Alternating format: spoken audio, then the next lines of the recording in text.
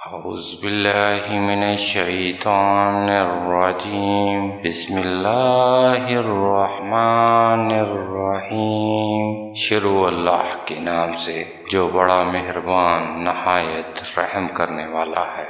حضرت موسیٰ علیہ السلام نے بارگاہ خداوندی میں عرض کی، اے رب کریم، حضرت آدم علیہ السلام کی زیارت کراؤ جنہوں نے ہمیں اور اپنے آپ کو جنت سے نکالا۔ حضرت موسیٰ علیہ السلام کو حضرت آدم علیہ السلام کی زیارت ہوئی۔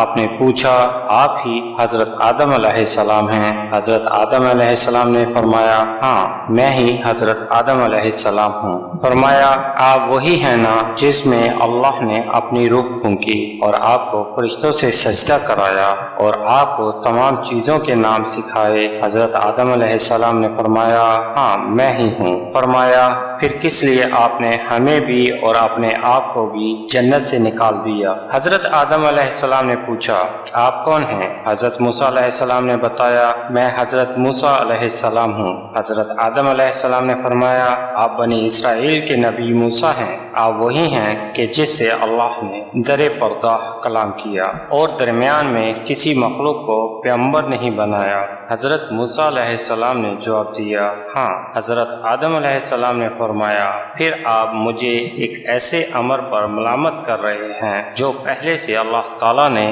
میری تقدیر میں لکھ دیا تھا۔ یعنی حضرت آدم علیہ السلام نے فرمایا، آپ وہی موسیٰ ہیں کہ اللہ تعالیٰ نے آپ کو شرف نبوت اور ہم کلامی سے نوازا، ایسی تختیاں دیں جن پر ہر چیز کا مفصل بیان تھا اور آپ کو خصوصی کرب بخشا۔